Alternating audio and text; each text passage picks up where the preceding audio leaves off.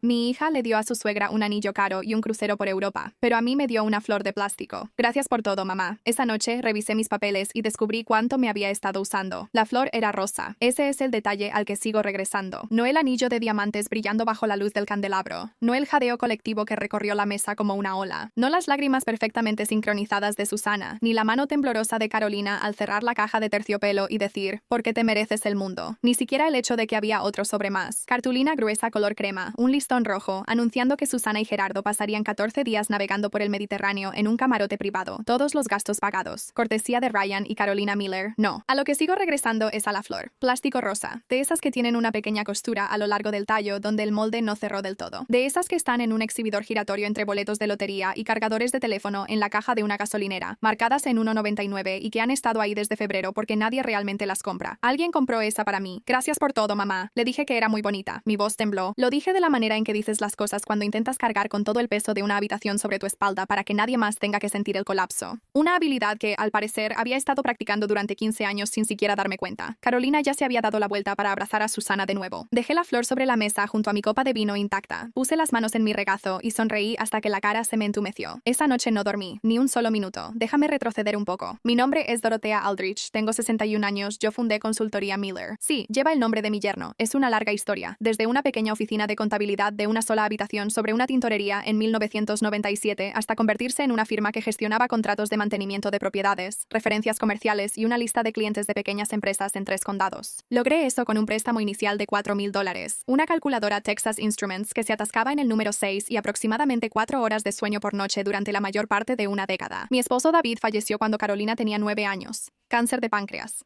12 semanas desde el diagnóstico hasta el entierro. Así es como funciona ese cáncer en particular. No te avisa, simplemente te arrebata. Después de eso, éramos solo nosotras dos, Carolina y yo. Una casita que olía a su carpintería incluso años después de que vendimos el torno. 2 mujeres aprendiendo a ser una familia de otra forma. Yo trabajaba. Eso era lo que hacía. Trabajaba y proveía. Y me decía a mí misma que eso era amor. Que la mejor versión de amor que una madre viuda podía ofrecerle a su hija era seguridad, estabilidad. Un camino que no fuera tan aterrador como el que yo había tenido que recorrer. Caroline era brillante, divertida, aguda de esa manera que puede ser generosa o hiriente dependiendo del día. Entró a una buena escuela muy buena. Yo pagaba feliz, orgullosa, porque eso es lo que se hace. Se graduó con honores, empezó un estudio boutique de diseño de interiores. Conoció a Ryan en una cena con un cliente en 2011. Ryan, 1,88 m, buen apretón de manos. El tipo de hombre que se refiere a sus propias opiniones como simple sentido común. Venía de una familia con dinero y con la confianza que el dinero deja incluso después de haberse gastado. Su madre, Susan, tenía un guardarropa, una colección de vinos y una historia para cada ocasión. Su padre, Gerald, se reía de todos sus propios chistes. Al principio, me cayeron bastante bien. Me hice a un lado, como hacen las madres cuando sus hijas se enamoran. Me decía a mí misma que era lo saludable. Me decía que Caroline estaba construyendo su propia vida y que ese era el objetivo. Ese siempre fue el objetivo. Me decía muchas cosas. La primera vez que el número me sorprendió fue en 2013. Había una diferencia en la colegiatura del último semestre de Caroline. Ella dijo que fue por una mala comunicación con ayuda financiera. ¿Podría transferir $18,400 para el viernes?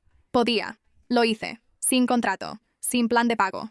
Era mi hija. Luego vino la boda. 2014. Los padres de Ryan contribuyeron con una caja de vino Borgoña y un brindis que duró 11 minutos. Yo contribuí con $940,000. Recuerdo firmar los cheques en mi mesa de la cocina, mientras el viejo radiotransistor de David sonaba de fondo, una estación de jazz nocturna, y pensaba que la cantidad era abrumadora, pero que este era un momento único en la vida, y el dinero es solo papel y que algunas cosas valen la pena. Yo creía eso. Después vino el negocio. La firma de diseño de Caroline tuvo una crisis de flujo de efectivo en 2019. Un cliente importante se declaró en bancarrota. Facturas sin pagar. La nómina se tenía que cubrir el viernes. Me llamó llorando a las 7:43 de la mañana. Sé la hora porque todavía tengo el registro de llamadas. Y me dijo que iba a perderlo todo. Transferí $1 millón antes del mediodía, ese mismo día. Porque cuando tu hija se está ahogando, no pides papeles, lanzas la cuerda. 6 meses después, compraron un barco, un Veneto de 40 pies y lo llamaron Postal Caroline. Ryan me mandó una foto desde la marina, sin mensaje, solo la foto. Me dije a mí misma que estaba feliz por ellos. Volví al trabajo. Lo que no hice en todos esos años fue sumar todo. Ese fue mi error. O tal vez no fue un error, tal vez fue una decisión que tomé inconscientemente. Porque algunos números, una vez que los ves directamente, no puedes dejar de verlos. La noche de la flor, fui a casa y miré. Mi oficina en casa es un solarium convertido en la parte trasera de la casa. 3 paredes de vidrio antiguo, una mesa de dibujo que tengo desde los años 90. Archiveros codificados por colores porque soy, como le gusta decir a mi contador Marcus Delacroix, patológicamente organizada para ser una mujer que dice estar casi retirada. Me senté a las 11:30 de la noche, con un bloc amarillo y un lápiz mecánico y empecé a sacar archivos. Caroline, educación, matrícula, alojamiento y comida, multas de estacionamiento, Una MacBook Pro, que dijo que la escuela requería. $387,200 en 4 años. Caroline, boda, lugar, banquete, flores, fotógrafo, videógrafo, cena de ensayo, contribución para la luna de miel, $937,400. Caroline, emergencia de negocios, 2016. Ella había tenido una crisis menor 3 años antes de la grande. Lo había olvidado hasta que salió la carpeta. $75,000 transferidos sin documentación. Caroline, emergencia de negocios, 2019. El millón, el barco. Ryan, mantenimiento, contratos. Aquí hay algo que no había contado antes. Durante 6 años, había estado canalizando a mis clientes de inmuebles comerciales a la empresa de construcción y mantenimiento de Ryan. No porque fuera el mejor postor, aunque era competente, sino porque era familia, y eso es lo que hace la familia. Calculé cuánto valían esos referidos a precio de mercado. Aproximadamente 1.2 millones en negocios dirigidos. Estimación conservadora. Carolina, varios. Tarjetas de crédito de emergencia que pagué 2 veces, un deducible médico durante su segundo embarazo, una renovación de cocina que se pasó del presupuesto, gastos de mudanza, bodegas, un abogado para una disputa de contrato con un proveedor que resolví discretamente con mi propio abogado porque era más rápido. Escribí la cifra final al pie de la tercera página del blog amarillo, 7,041,000 y algo más, 15 años. Luego abrí nuestro hilo de mensajes. Me desplacé hacia atrás hasta donde llegaba el archivo. 2012 y leí. Leí durante 2 horas. Leí cada mensaje que Caroline me había enviado, y cuando terminé, me quedé muy quieta durante mucho tiempo. ¿Puedes cuidar a los niños el viernes? Ryan necesita la camioneta. Transfiere hoy. Te lo pago después. ¿Puedes llamar a tu cliente por la referencia? Se aplicó el deducible. Te explico después. Transfiere hoy. Perdón por avisar con tan poco tiempo. Me desplacé hasta 2012 247 mensajes. Los conté. Ni uno solo decía, ¿cómo estás, mamá? Ni uno solo. Tomé mi teléfono. Llamé a mi abogada. Jessica Harmon, JD, ha sido mi abogada corporativa desde 2004. Tiene 53 años, tiene el físico de alguien que corrió maratones en sus 40s y no deja que lo olvides. Y tiene una expresión particular que pone cuando escucha algo que la sorprende. Su rostro se vuelve completamente neutral, como un termostato reiniciándose, y solo sus ojos cambian. Se vuelven muy duros y muy fijos. Puso esa cara cuando le conté sobre la flor. Coloqué todo sobre la mesa de conferencias. El blog legal, los resúmenes financieros, el archivo de mensajes que imprimí en fuente de 4 puntos porque no quería que ocupara demasiado papel. Estaba muy tranquila. Había estado tranquila desde alrededor de las 3 de la mañana. Cuando el temblor se detuvo y algo más tomó el control. Algo más silencioso y seguro que cualquier cosa que hubiera sentido en años. 7 millones, dijo Jessica. No era una pregunta. Eso siendo conservadora. Miró el blog legal por un largo momento. ¿Y nada de esto estaba documentado? ¿No hay pagarés? ¿Ningún acuerdo de préstamo formal? Era familia, dije.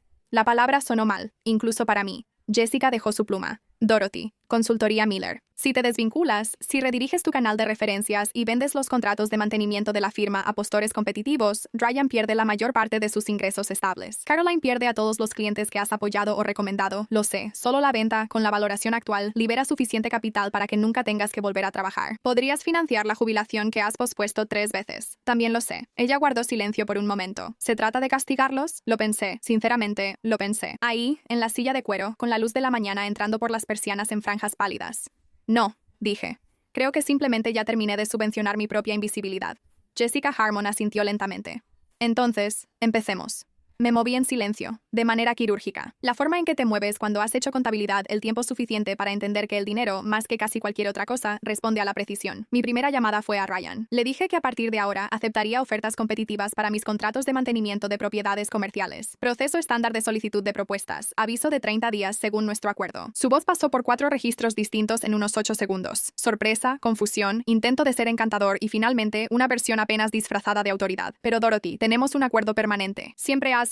Estoy revisando mi presupuesto operativo, le dije amablemente. Te animaría a que prepares una propuesta sólida. Buena suerte. Colgué antes de que pudiera recalibrar. Mi segunda llamada fue para Marcos Delacroix, CPA, mi contador desde hace 12 años, un hombre meticuloso, de cabello plateado, que una vez se quedó despierto hasta las 2 a.m., ayudándome a reestructurar un acuerdo de sociedad con nada más que café de gasolinera e indignación profesional pura. Le dije que contrataría a una firma de evaluación independiente para Miller Consulting. Me preguntó si estaba segura. Le dije que estaba muy segura. Él dijo, ya era hora, Dorothy, y pude escuchar que sonreía. Mi tercera llamada fue a Patricia Nguyen, mi asesora financiera en Merrill, quien se especializa en estrategias de salida de negocios y tiene el don particular de hacer que transacciones grandes y que cambian la vida se sientan como decisiones completamente razonables de un martes por la mañana. Ella no se sorprendió. Me dijo que había estado preparándose para esta conversación desde 2021. Los mecanismos empezaron a moverse. En 2 semanas, 3 de mis clientes comerciales más antiguos recibieron avisos formales de que estaba cambiando mis acuerdos de referidos. La firma de diseño de Carolina, que había sobrevivido durante años gracias al flujo constante de mis recomendaciones, empezó a perder cuentas. No fue de golpe. No estaba quemando nada, solo redirigiendo el agua. Carolina llamó un miércoles a las 2:15 de la tarde. Lo recuerdo porque estaba estaba almorzando, sopa recalentada, sentada junto a la ventana del solarium, viendo al gato del vecino sentado en mi jardín como si fuera suyo. La señora Peterson acaba de dejarme, dijo. Su voz era tensa, aguda. ¿Qué está pasando? Estoy simplificando mis operaciones, dije, optimizando. Necesito ese ingreso de referidos, mamá. Lo sabes. Eres talentosa y capaz, dije. Vas a crear nuevas relaciones. El silencio en la línea era de ese tipo que significa que alguien está decidiendo cuánto presionar. Esto es por el Día de las Madres, y ahí estaba. No un lo siento. No un te lastimé. No un mamá. ¿Estás bien? Solo una pregunta táctica para averiguar si estaba en problemas. No, Carolina, esto se venía a venir desde hace mucho tiempo. Colgó. Terminé mi sopa. Luego, ella entró a mi casa. Quiero ser precisa sobre la secuencia de los hechos, porque cuando después hablé con el detective Raimundo Cho del Departamento de Policía de Elmwood, 14 años en la fuerza, ahora jefe de la Unidad de Delitos Financieros, él me dijo que la precisión lo era todo. 3 semanas después de mi conversación con Jessica, la oficina de mi abogada llamó a mi teléfono fijo de casa. Una mujer contestó y se identificó como mi asistente personal. Ella confirmó que estaba autorizada para hablar sobre los detalles de la venta pendiente, la lista de compradores, los documentos de valoración. Proporcionó información precisa sobre mi agenda de esa semana. Al parecer, fue bastante convincente. Yo no tengo asistente personal.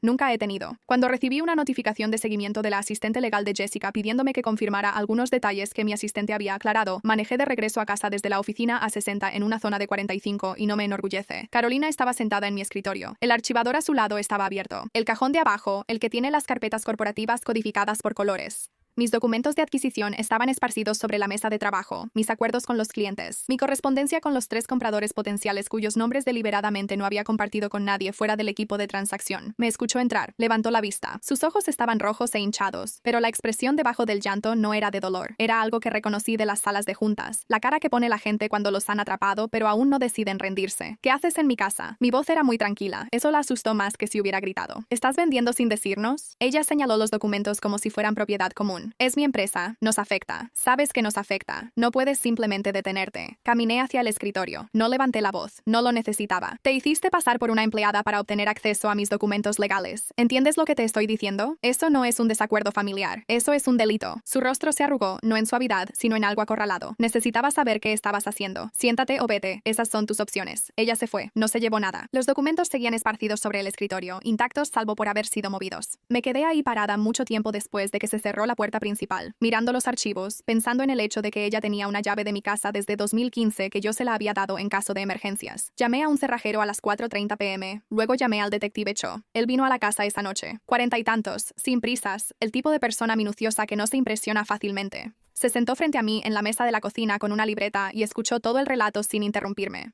Cuando terminé, miró sus notas. La llamada telefónica a la oficina de tu abogada. ¿Tienes registros de esa llamada? Abrí el registro del teléfono fijo en mi laptop. Él le tomó una foto. Ella tenía acceso legítimo a la casa. Tenía una llave. No tenía permiso para estar ahí ese día, acceder a mis archivos ni hacerse pasar por mi empleada ante mi abogada. Él anotó algo. Quiero ser directa con usted, señora Aldrich. Si esto llega al nivel de cargos penales, eso depende de la intención de usar los documentos para causar daño financiero. Lo que puedo decirle es que la llamada de suplantación a la oficina de la abogada es un asunto más serio que la entrada sin permiso. No estoy aquí para presentar cargos, dije. Estoy aquí para documentar. Él levantó la mirada. Quiero que quede un registro, dije. Quiero que quede constancia en algún lugar fuera de mi propio archivo de que estas cosas sucedieron. El detective Cho asintió lentamente. Eso, dijo. Es muy inteligente quererlo. Llegaron juntos 2 días después. Ryan y Caroline estaban en la entrada de mi casa bajo el débil sol de la mañana. Ryan al frente, Caroline un poco detrás de él, lo cual me dijo todo lo que necesitaba saber sobre cómo habían dividido la estrategia. Él era el portavoz. Ella era el recurso emocional guardado en reserva. Ryan tenía una voz que usaba para los momentos importantes. Más grave, pausada, con ese tono de un hombre que esperaba que lo tomaran en serio. La usó ahora. Necesitamos hablar como adultos, Dorothy. Ayer, dije, tu esposa se hizo pasar por mi empleada en una llamada grabada a la oficina de mi abogada y accedió a documentos legales confidenciales de mi residencia privada sin permiso. He presentado un informe formal con el detective Raymond Cho en el Departamento de Policía de Elmwood. Eso es lo que hacen los adultos. La voz vaciló. Se recuperó rápidamente. Tenemos hijos. Tenemos compromisos financieros. ¿Sabes lo que esta venta le hace a nuestro flujo de ingresos? Sé exactamente lo que hace. Ese es nuestro sustento. No, dije. Fue mi sustento el que extendía al tuyo durante 15 años mientras le ponías a un barco el nombre de tu esposa y me enviabas una foto sin una nota. Caroline dio un paso adelante. Su rímel era de ayer, corrido en las esquinas. Solo dime qué hacer para arreglar esto. La pregunta sonó extraña, no porque fuera cruel, sino porque era tan descaradamente transaccional. Dime el número, dime los pasos, dime cómo hacer que el problema termine. No, lo siento, no, te amo. Solo,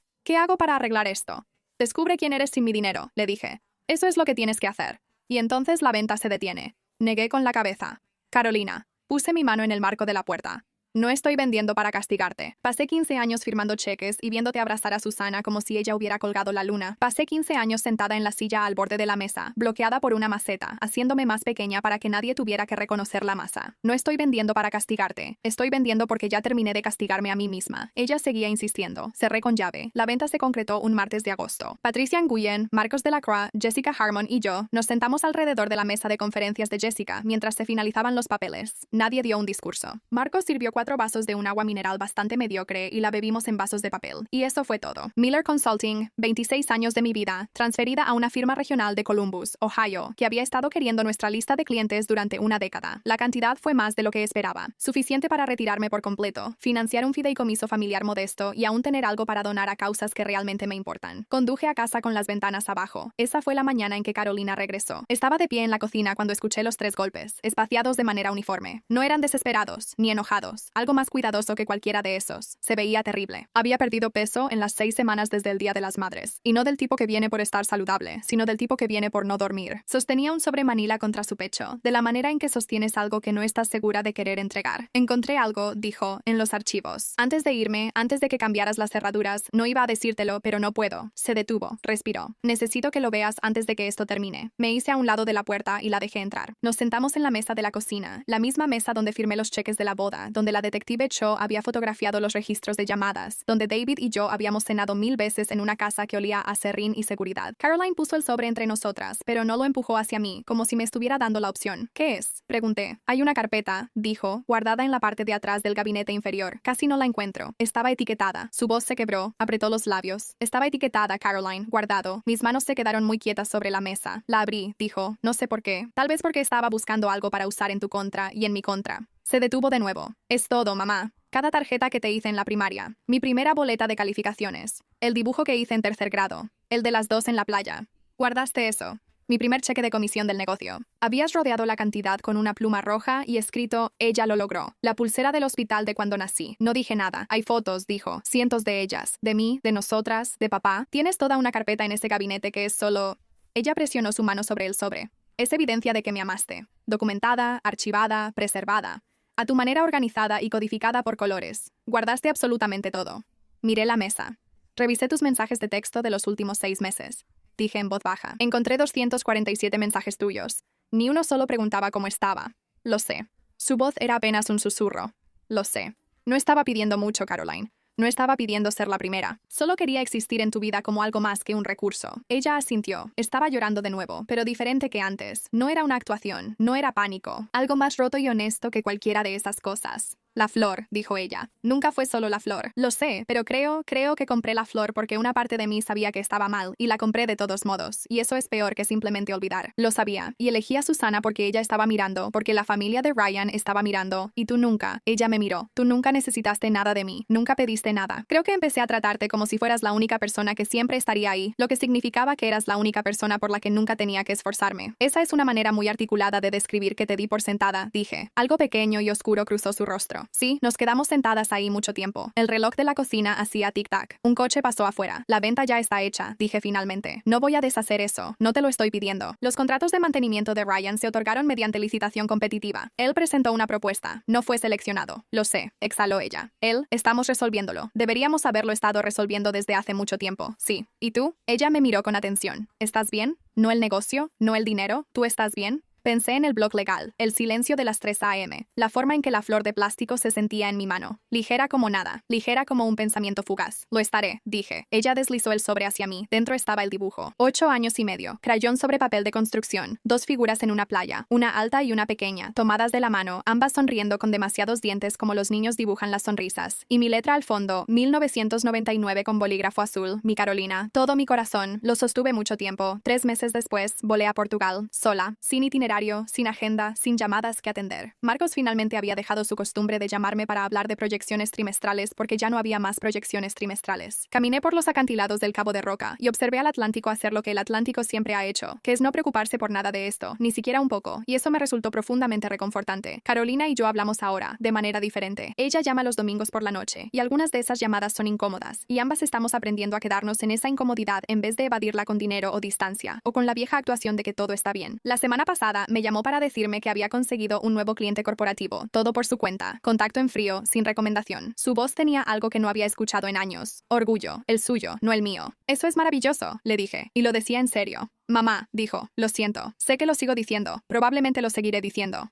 Lo sé, respondí. Hablamos durante 1 hora. Me preguntó cómo estaba. Le dije la verdad, que estaba bien, realmente bien, de esa manera específica que solo es posible cuando dejas de gastar tu energía en hacerte más pequeña para que los demás no tengan que ver el costo. La flor de plástico está en algún cajón. No la he tirado. Tal vez no lo haga. Costó $2. Me enseñó que yo valía 7 millones más.